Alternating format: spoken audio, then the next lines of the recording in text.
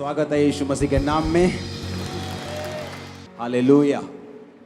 छुटकारे की सभा में आपका स्वागत है। आज ये मीटिंग स्वर्ग ने डिजाइन की है, ये मीटिंग स्वर्ग ने रखी और उसने आपके लिए वर्ड दिया है। आप सेम नहीं रहेंगे। 7 वीक छुटकारे की जो मैं आपको वर्ड दूंगा, आपने उसे संभाल के रखना है। ओके? उसे बार बार सुनना है, एक बार नहीं। कौन सा वचन था संडे को? कौन सा? रूत का, कि हमारा परमेश्वर के साथ जो रिलेशनशिप है वो कैसा होना चाहिए कि मौत के अलावा परमेश्वर और कोई चीज मुझे तुझसे अलग नहीं कर सकती। अब तो मौत भी नहीं कर सकती, पुराने टाइम में मौत कर सकती थी। उसने कहा अब तुम अनंत जीवन के लिए बुलाए गए हो। मतलब कोई परीक्षा, कोई दुख, कोई प्रार्थना का पूरा ना होना, कोई कलेश, कोई ठोकर हमें परमेश्वर के प्यार से अगर अलग नहीं कर सकती, तो हम परमेश्वर के बड़े छुटकारे के लिए फिर तैयार हैं। दूसरा वचन मैंने आपको क्या दिया था कि परमेश्वर मुझे देख रहा है और सुन रहा है। हर टाइम, खाना पकाते वक्त भी, अपने पड़ोसी से चुगलियां करते वक्त भी, किसी के साथ विश्वास की बात करते तब भी, और किसी के साथ हम जब अविश्वासी बात करते हैं, शक की बात, तब भी। चेलों को यीशु मसीह आए और कहा ये लो मेरे हाथ देखो, मेरे पांव देखो, मैं जी उठाऊं। थोमा वहां पे नहीं था।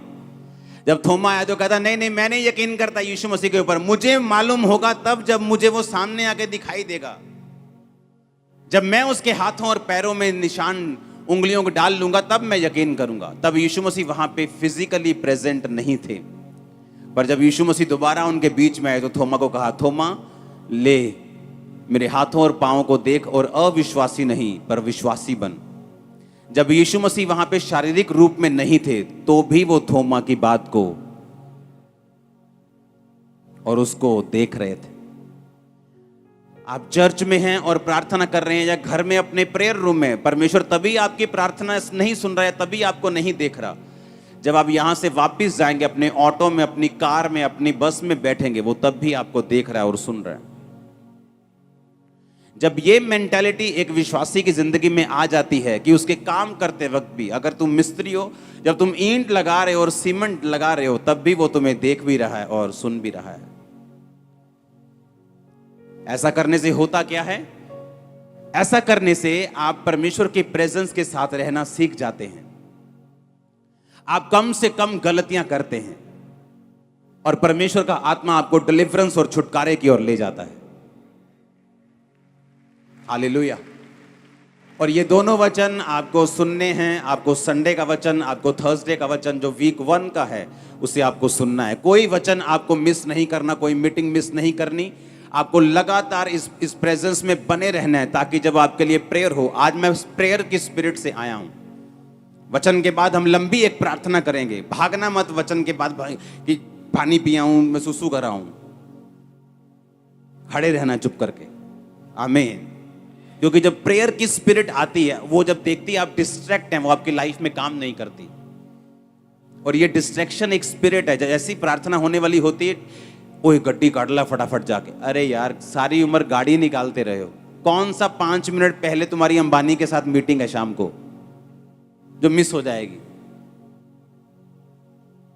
ये शैतान है, ये शैतान है। वो चाहता नहीं कि तुम प्रेयर में जाओ। हालेलुया। तीसरा पॉइंट जो आज मैं आपके साथ शेयर करूंगा कि आपको छुटकारे के लिए क्या करना है। छुटकारा एक पास्टर को भी चाहिए, छुटकारा एक विश्वासी को चाहिए, छुटकारा एक वॉलंटियर को चाहिए। हर एक व्यक्ति की लाइफ में छुटकारा उसकी अपनी हिसाब से, उसकी लाइफ के हिसाब से, करंट सिचुएशन के हिसाब से उसको चाहिए होता है। आमीन। दाऊद को चाहिए था कि जब वो मसा हुआ, उसके बाद उसको छुटकारा चाहिए था कि वो किसी का राजा बने, एक गोत्र का राजा बना। उसके बाद उसका छुटकारा यह था कि वो सारे गोत्रों का राजा बने। उसके बाद उसका छुटकारा यह था कि उसका अपना निज पुत्र उसकी गद्दी के ऊपर बैठे और कोई भी जन उसको मार के वो गद्दी ना ले सके। हर टाइम आपको छुटकारे की जरूरत है। एक फैमिली में बेटा नशे करता है, आपको छुटकारा चाहिए। हस्बैंड वाइफ के नहीं बनती, आपको डिलीवरेंस चाहिए। आपका फाइनेंस अच्छा नहीं होता, आपको डिलीवरेंस चाहिए, और इन 7 हफ्तों में डिलीवरेंस आपके पास होगी। ये 7 हफ्तों में जो वचन आपको मैं दूंगा, अगर आपने माना और सुना और आपने प्रेयर मेरे साथ की, आप स्पर्श को लेके वापस जा रहे हैं। हालेलुया। तीसरा पॉइंट लिखो अपनी कॉपी के ऊपर, अगर आपको डिलीवरेंस चाहिए आपकी लाइफ में, जिसके ऊपर आपकी लाइफ निर्भर करती है, तो आपको अपनी बुलाहट को फॉलो करना होगा। लिखो, आज मैं आपसे बात करूंगा अपनी बुलाहट को, अपनी कॉलिंग को फॉलो करना। बहुत से लोग पूछते हैं मेरी बुलाहट क्या है, मैं कैसे जानूं कि मेरी कॉलिंग क्या है, परमेश्वर ने मुझे किस काम के लिए बुलाया है। हर एक विश्वासी की जिंदगी में 2 तरह की बुलाहट है। लिखो, हर एक विश्वासी 2 तरह की बुलाहट से अपनी जिंदगी में से निकलता है, और बाइबल बताती है अगर वो अपनी दोनों बुलाहट को फॉलो करता है तो छुटकारा उसके परिवार में आता ही आता है। उसकी लाइफ को फॉलो करता ही करता है। 1% भी चांस नहीं है कि उसकी लाइफ में वो छुटकारा ना हो। समझ आई कि नहीं? तीसरा पॉइंट है कि आप अपनी लाइफ की कॉलिंग को अगर फॉलो करेंगे तो परमेश्वर आपको छुटकारा देगा, ऐसा बाइबल कहती है। और कॉलिंग 2 प्रकार की होती है, बुलाहट 2 प्रकार की है हर एक विश्वासी की जिंदगी में, जिसने बाद में चाहे प्रेरित बनना हो, चाहे पास्टर बनना हो, चाहे बिजनेसमैन बनना हो, चाहे उसकी लाइफ में कुछ और बुलाहट हो, जैसे परमेश्वर ने उसे एज ए डॉक्टर बुलाया हो, एज ए इंजीनियर बुलाया हो। हर एक व्यक्ति की लाइफ में 2 बुलाहट हैं। वो किसी भी तरह की बुलाहट हो, वो 2 प्रकार की होती है हर एक विश्वासी की जिंदगी में। और अब पहली तरह की बुलाहट को मैं आपके साथ शेयर करूंगा। हम पढ़ेंगे रोमियो 12 उसकी 1 और 2 आयत को अपनी स्क्रीन के ऊपर। उसमें लिखा, अब इसलिए हे भाइयों, मैं तुमसे परमेश्वर की दया याद कराकर विनती करता हूं कि अपने शरीरों को जीवित, पवित्र और परमेश्वर को भावता हुआ बलिदान करके चढ़ाओ, यही तुम्हारी आत्मिक सेवा है। इस संसार के सदृश्य ना बनो, परंतु तुम्हारी बुद्धि के नए हो जाने से तुम्हारा चाल चलन भी बदलता जाए, जिससे तुम परमेश्वर की भली भावती और सिद्ध इच्छा अनुभव से मालूम करते रहो। परमेश्वर का वचन कहता तुम परमेश्वर की सिद्ध इच्छा, भली इच्छा और भावती इच्छा अनुभव से मालूम करते रहो। और उसने कहा कि अपने शरीरों को जीवित, पवित्र और परमेश्वर को भावता हुआ बलिदान करके चढ़ाओ, यही तुम्हारी आत्मिक सेवा है। उसने कहा पहली तरह की बुलाहट यह है कि तुम अपने जीवनों को, अपने शरीरों को जीवित, व्यभिचार से अलग, नशे से अलग, पाप से अलग, गालियों से अलग, जीवित शरीर परमेश्वर को चाहिए आपका। यह पहली बुलाहट है परमेश्वर की। ये तुम्हारा शरीर नहीं कि तुम सूटे मारो इसके साथ, ये तुम्हारा नहीं है। किसका है ये? ये तुम्हारा नहीं कि तुम तंबाकू लगाओ इसके साथ। किसका है ये? वो कहता तुम अपने शरीर को जीवित दो मुझे, पवित्र दो मुझे, और परमेश्वर को मन भावता हुआ बलिदान करके दो। किसको देना है? अपने शरीर को। कैसा देना है? कहता जीवित, पवित्र और मन भावता हुआ। जैसे परमेश्वर को, जैसा परमेश्वर को भाता है वैसा तुमने परमेश्वर को अपने शरीर को क्या करना है? बलिदान देना है, और परमेश्वर को अपनी बॉडी दे देनी है। ये तुम्हारी आत्मिक सेवा है, ये तुम्हारी पहली कॉलिंग है। जब तुम मसीह में आते हो, परमेश्वर तुम्हें ये नहीं बताता कि मैंने तुम्हें एक पास्टर होने के लिए, या एक बड़ा जन होने के लिए, या एक बड़ी बिजनेस में आशीष देने के लिए चुना है। पहले वो तुम्हें यही कहता है कि तुम अपने शरीर को जीवित करके, मन भावता करके और पवित्र करके मुझे सौंप दो, ताकि जो असली बुलाहट में मैं तुम्हें लेके जाना चाहता हूं, मैं लेके जा सकूं। समझ आई इतना कि नहीं आई? उसने कहा यही तुम्हारी आत्मिक सेवा है कि अपने शरीर को जीवित करके और मन भावता करके और पवित्र करके मुझे सौंप दो। यही तुम्हारी क्या है? आत्मिक सेवा है। अगर परमेश्वर ने यह सोचा हुआ है कि आपका छुटकारा वो तब करेगा जब आप उसकी सेवा को फॉलो करेंगे। मेरा छुटकारा तब हुआ जब मैंने सेवा को फॉलो किया, जब मैंने मिनिस्ट्री की, जब मैंने सेवा की। ये मेरी बुलाहट थी, मेरी बुलाहट थी सेवा करने की, लोगों के ऊपर प्रार्थना करने की। और जब मैंने इस बुलाहट को फॉलो किया तब मेरी लाइफ में पूरा छुटकारा हुआ। चाहे मैं 40-40 रोजे रख के कितनी बार रोता रहा, मांगता रहा, प्रार्थना करता रहा, प्रभु के साथ नाराज भी होता रहा, प्रभु को भेंट भी चढ़ाता रहा, क्रूसेड्स करवाता रहा, मीटिंग्स करवाता रहा, बोता रहा, सब कुछ करता रहा, लेकिन परमेश्वर ने कहा ये सब बातें ठीक हैं, ये तेरी हेल्प करेंगी आगे बढ़ने में, लेकिन तुझे मेरी पूरी बुलाहट को फॉलो करना पड़ेगा अगर तू मेरी जिंदगी में, अपनी जिंदगी में चाहता है कि मैं तुझे संपूर्ण छुटकारा दूं जैसा तू चाहता है। लेकिन बात यह है कि परमेश्वर आपको छुटकारा नहीं दे सकते और आपको दूसरी बुलाहट जो परमेश्वर की आपकी लाइफ में है वो आपको नहीं लेके जा सकते अगर आपने पहली कंडीशन को पूरा नहीं किया है। तो अगर आपका शरीर मन भावता हुआ बलिदान करके आपने परमेश्वर को नहीं चढ़ाया हुआ तो वो आपको दूसरी बुलाहट में नहीं लेके जा सकते। अगर आपने 8वीं क्लास पास नहीं की तो आपको 9वीं 10वीं में नहीं लेके जा सकते। बहुत से लोगों का छुटकारा नहीं होता क्योंकि उन्हें मालूम नहीं मेरा छुटकारा होगा कैसे। मेरा हस्बैंड शराब पीता है, मेरा छुटकारा कैसे होगा। मेरे बच्चे नशा करते हैं, मेरा छुटकारा कैसे होगा। मेरे को फाइनेंशियल ट्रबल है, मेरा छुटकारा कैसे होगा। छुटकारे के लिए आपको प्रोसीजर फॉलो करना पड़ेगा। क्रिश्चियनिटी जो लाइन है ये शॉर्टकट की लाइन नहीं, आपको हर एक कोर्स को फॉलो करना पड़ेगा, हर एक लाइन को फॉलो करना पड़ेगा और परमेश्वर आपके साथ होंगे। अब जब मुझे मालूम है कि परमेश्वर ने मुझे एक काम करने के लिए बुलाया है तो मुझे क्या करना है, मुझे पहली बुलाहट पूरी करनी है कि सबसे पहले अपने शरीरों को मन भावता करके, पवित्र करके और जीवित करके मुझे परमेश्वर को सौंपना होगा। कहता यही तुम्हारी आत्मिक क्या है, तुम्हारी सेवा है। कहता तुम्हारे बुद्धि के नए होने से तुम्हारा चाल चलन भी बदलता जाए। और बुद्धि नई कैसे होगी, जब हम अपने शरीर को वचन के आगे सौंप देंगे। हम रोज परमेश्वर का वचन पढ़ेंगे, हमारी बुद्धि नहीं होती जाएगी। जब बुद्धि नहीं होती जाएगी चाल चलन बदलता जाएगा और जैसे ही हमारा चाल चलन उस लेवल पे आ जाएगा परमेश्वर आपको दूसरी बुलाहट से बुला लेंगे, आपसे अपने काम लेना शुरू करेंगे और छुटकारा आपके पास होगा जो आपको चाहिए।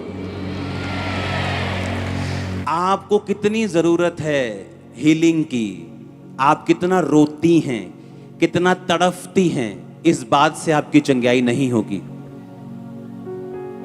दुख के हिसाब से चंगाई नहीं होती। बाइबल में हमें लगता है 45 साल से मेरे बच्चा नहीं, अब मैं चर्च में आ गई हूं अब तो होगा। ये मायने नहीं करता कितने साल से नहीं हुआ। हन्ना जब बच्चा नहीं होता था तो अपने पति को बोलती थी मैं तेनू नहीं बुलाना, आज तो मैं नहीं रोटी खानी। वो बोलता था मेरा कसूर क्या है। मेरी दूसरी पत्नी के, पुराने टाइम में एक से ज्यादा पत्नियां होती थी, वो बोलता था दूसरी पत्नी के है, तेरे नहीं। अगर यहोवा ने तेरी कोख को बंद किया है तो मेरा क्या कसूर है। क्या मैं तेरे लिए 10 बेटों से 7 बेटों से भी अच्छा नहीं हूं। बाइबल कहती वो उसको दुगना देता था, हर चीज, हर ब्लेसिंग, पैसा, सपोर्ट, दुगना प्यार करता था। लेकिन फिर भी बाइबल कहती वो कुड़ती थी, खाना नहीं खाती थी, रोती थी, उसकी सौतन उसको चिढ़ाती थी, इतना कुछ ड्रामाबाजी घर में चलती थी, तब भी उसकी कोख नहीं खुली। और परमेश्वर के घर में जाके गई और बोली परमेश्वर अगर तुम मुझे बच्चा, बेबी बॉय दे, मैं तेरे भवन में वापस कर दूंगी। गर्भ खुल गया उसका। परमेश्वर ने यह नहीं कहा कि तू बहुत रो के आई है इसलिए मैं तेरे गर्भ को खोलता हूं। तू बड़ी दुखी थी, मैं तेरे गर्भ को, तू बड़ी चिड़ी हुई थी, मैं तेरे गर्भ को खोलता हूं। जैसे ही उसने अपनी बुलाहट को समझा कि मेरी बुलाहट ये है कि सबसे पहले मैं अपने जीवन को परमेश्वर के हाथों में सौंप दूं, प्रार्थना करूं, और दूसरा मेरी बुलाहट ये है कि परमेश्वर के लिए मैं एक बेटे को जन्म दूं जो खुदा की सेवा करे। अब आप मेरी बात को समझ रहे कि नहीं? जैसे ही उसको समझ आई कि मेरी बुलाहट यह है कि पवित्र आत्मा ने उसे समझाया, वो गई और उसने प्रार्थना की, पवित्र आत्मा ने उसे उभारा, बोल कि अगर तेरे बेबी बॉय होगा, बेटा होगा, तो परमेश्वर के घर में दे देगी और परमेश्वर के घर में वो सेवा करेगा। और परमेश्वर को एक नबी चाहिए था जिससे वो बात कर सके। जैसे ही उसने परमेश्वर की मर्जी को पूरा किया परमेश्वर ने उसको ताकत दी। मैंने लोगों को मसीह बनते देखा है, लेकिन उनका पूरा छुटकारा होते हुए कई बार नहीं देखा, क्योंकि पूरा छुटकारा निर्भर करता है कि मसीह बनने के बाद, अपने शरीरों को जीवित प्रभु को चढ़ाने के बाद, जब परमेश्वर आपसे दूसरी बुलाहट के विषय में कुछ कहता है, आप उसे पूरा करते हैं कि नहीं करते। कई बार कुछ लोगों को परमेश्वर ने बुलाया होता है सेवा करने के लिए, एक खास जगह के ऊपर सेवा करने के लिए। अगर परमेश्वर ने मुझे इस जगह सेवा करने के लिए बुलाया है, मैं जितना मर्जी अनॉइंटेड हूं, गिफ्टेड हूं, अगर मैं जगहें चेंज कर दूंगा, परमेश्वर मेरे साथ सेवा नहीं करेगा। मैं पूरी दुनिया में जाऊंगा इस्तेमाल होने के लिए, वो बात अलग है, लेकिन मेरी मेजर सेवकाई कहां है? आपके बीच में। आप मेरी बात समझ रहे कि नहीं?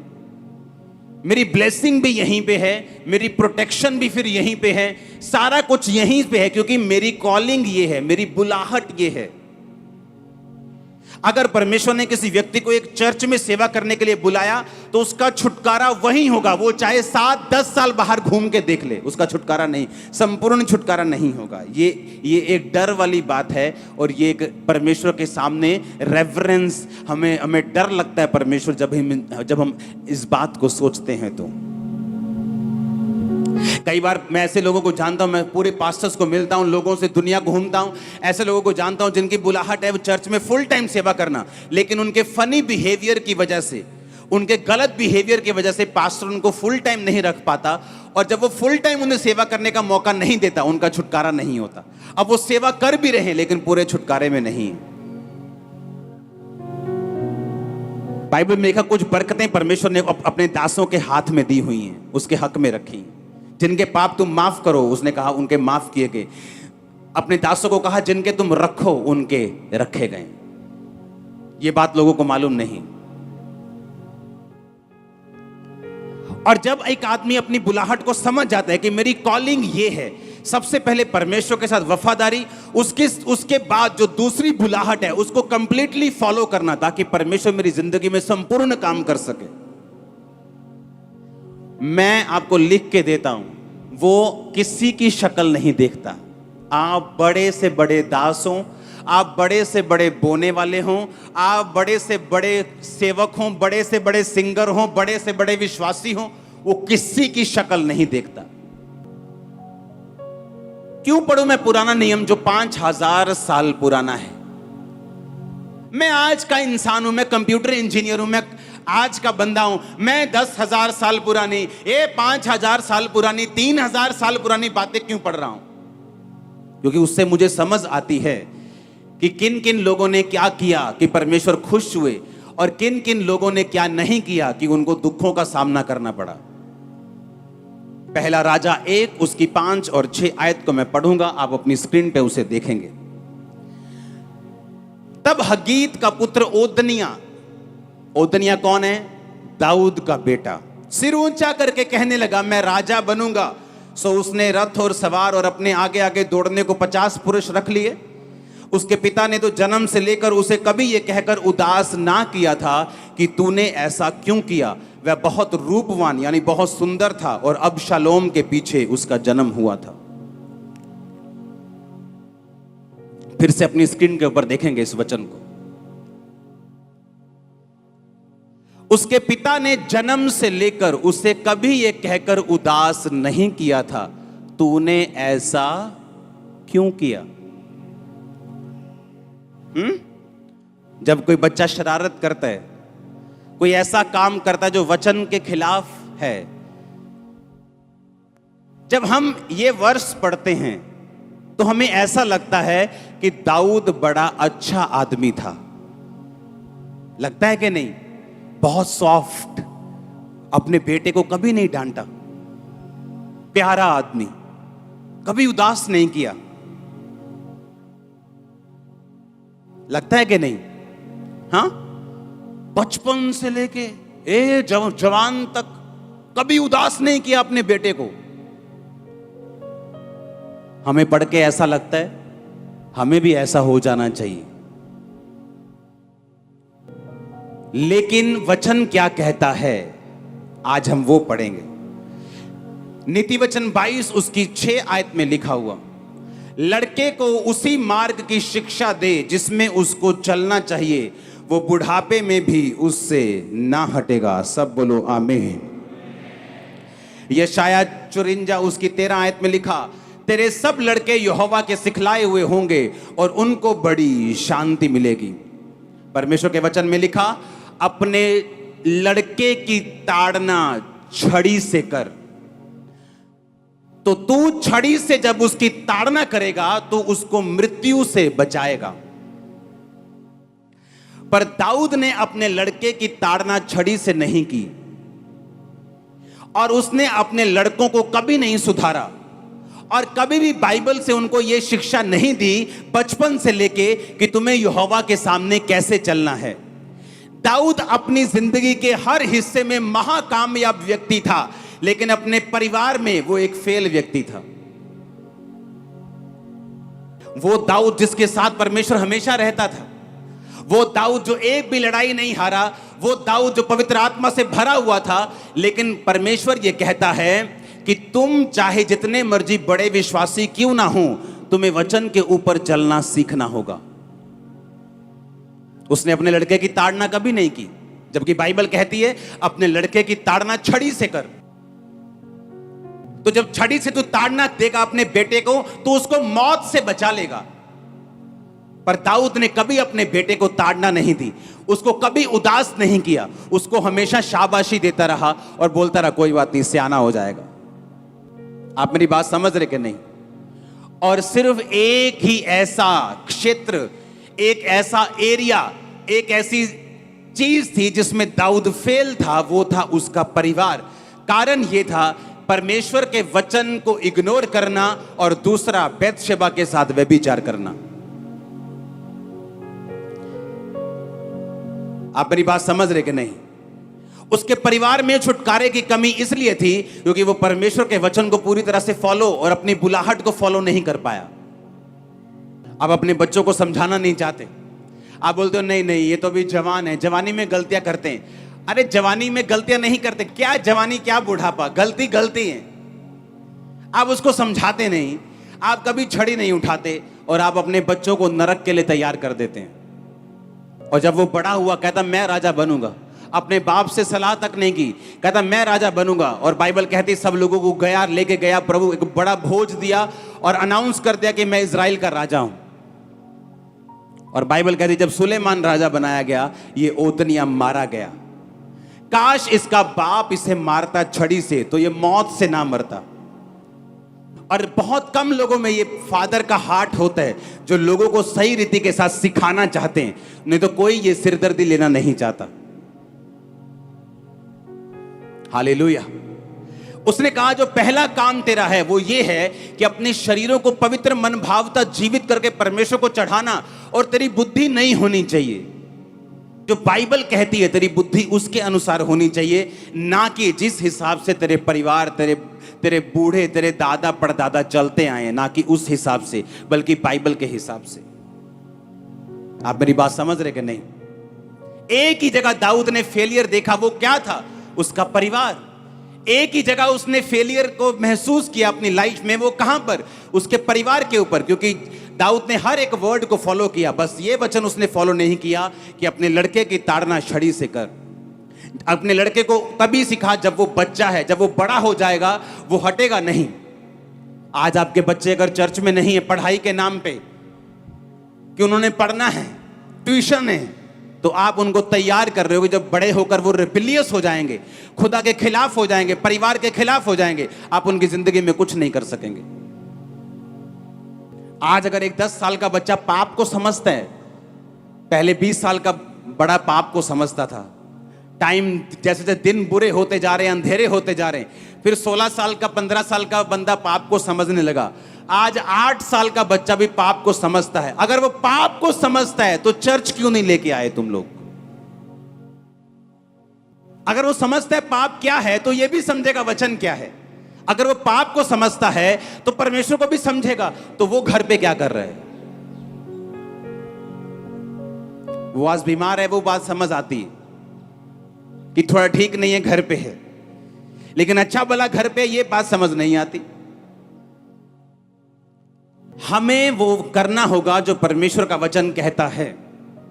हमें पहली बुलाहट को फॉलो करना होगा और उसके बाद दूसरी बुलाहट परमेश्वर हमें भली भांति और सिद्ध इच्छा हमें अनुभव से मालूम होगी कि कहां पे परमेश्वर का आत्मा मेरे साथ रहता है। जब मैं इस जगह पे सेवा करता हूं, जब मैं ऐसे करता हूं, परमेश्वर का आत्मा मेरे साथ रहता है। जब मैं ऐसे परमेश्वर के साथ चलता हूं तो मुझे फ्लो फील होता है। जब मैं इस तरह से परमेश्वर के साथ चलता हूं तो मुझे महसूस होता है कि हां, मैं सही कर रहा हूं। कितने मेरी बात को समझ रहे हैं? और तब हमें मालूम होता है कि हां, हम परमेश्वर की दूसरी बुलाहट में एंटर कर चुके हैं। आमीन। आप चर्च में आते जा रहे हैं, अपनी जिंदगी परमेश्वर को आपने दे दी, अपने शरीरों को बलिदान करके परमेश्वर को दे दिया। धीरे धीरे आपको समझ आती है मुझे सुसमाचार देना है। धीरे धीरे आपको समझ आती है मुझे अपने अगुए के लिए 40 रोजे रख के प्रार्थना करनी, मुझे अपनी बहन के लिए प्रार्थना करनी, मुझे बीमारों के लिए प्रार्थना करनी। धीरे धीरे धीरे आप उस सेवा में एंटर करना शुरू और बुलाहट में एंटर करना शुरू कर देते हैं और वही छुटकारे का कारण बनती है। आमीन। और आप देखते हैं उसके बाद आपका फाइनेंस छूट रहा है, आपका शरीर हील होना शुरू हो गया, दुष्ट आत्मा पुरानी बात हो चुकी, शैतान जा चुके हैं, बीमारियां जा चुकी, स्ट्रेस खत्म हो चुका है, डिप्रेशन खत्म हो चुका है। आप अपनी लाइफ में फिर नोटिस करते हैं। आमीन। हालेलुया।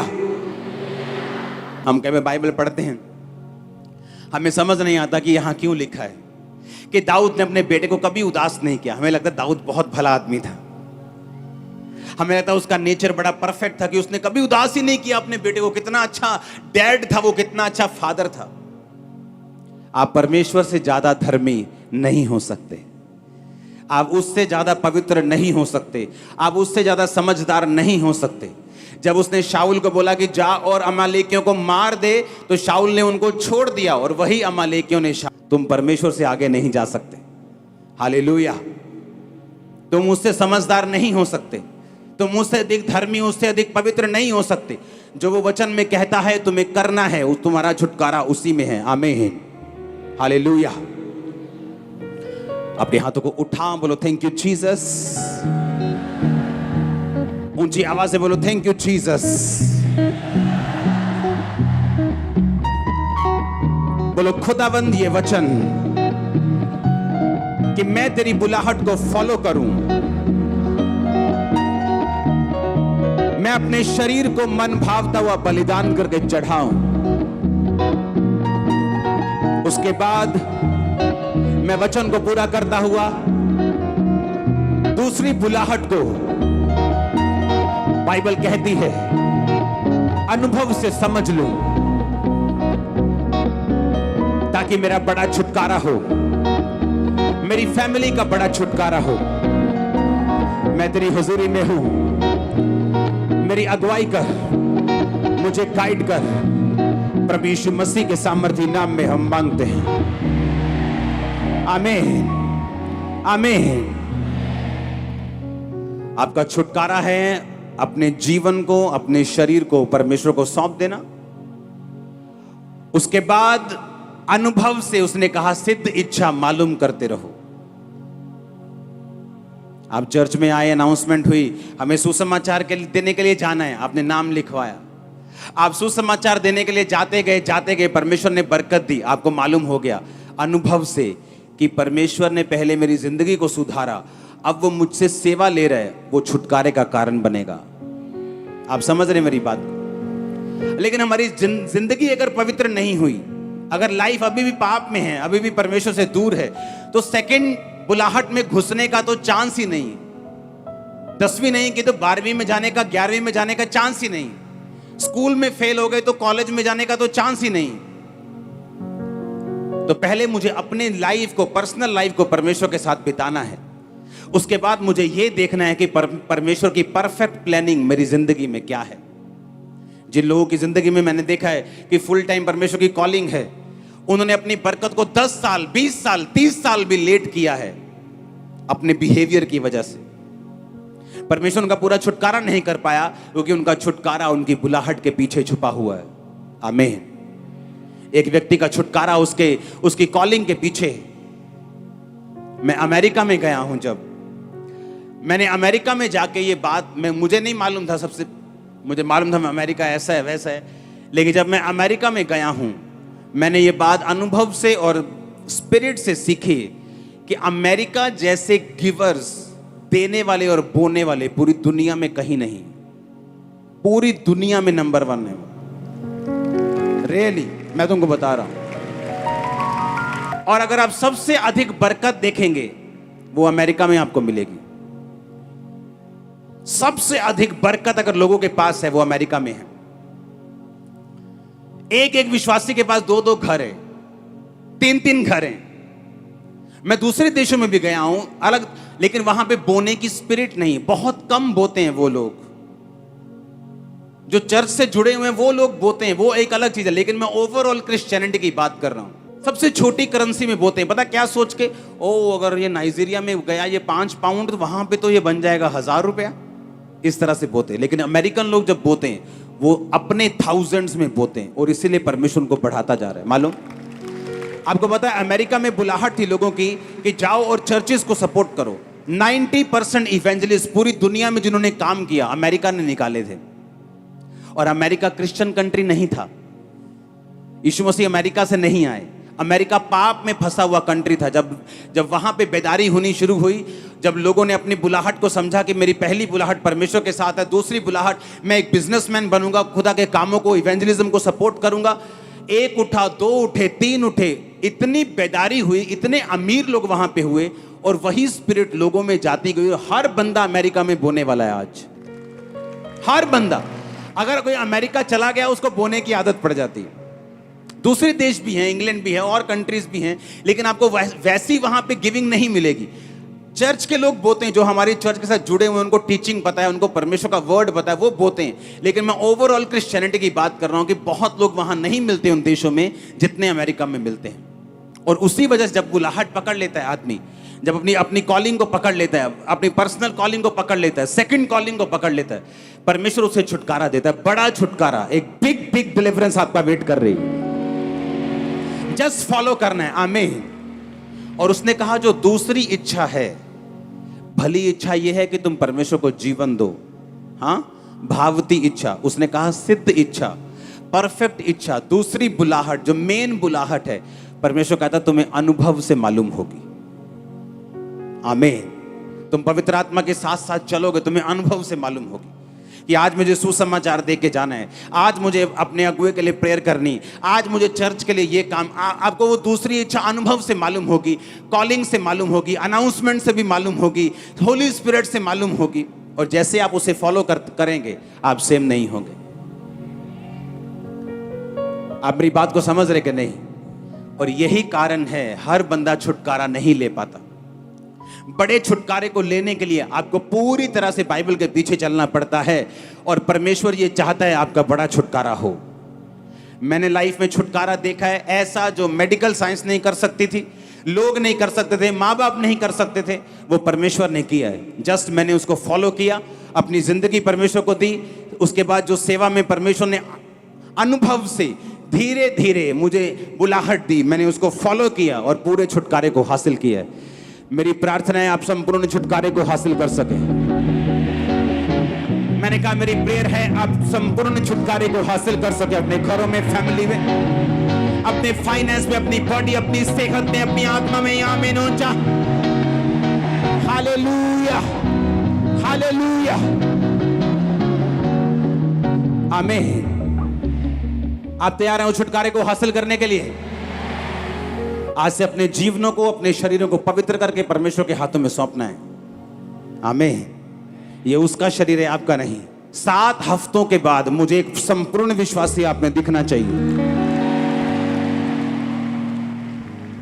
और जो मांगना है खुदावन से मांगो, जो हीलिंग मांगनी है मांगो, जो छुटकारा मांगना है मांगो, वैसा आपको छूने वाला और वापस लेके आने वाला गवाही के साथ। Hallelujah, hallelujah. अपने हाथों को उठा, बोला मैं तैयार हूं एक बड़े छुटकारे के लिए, मैं तैयार हूं प्रार्थना करने के लिए, मैं तैयार हूं। Hallelujah, hallelujah.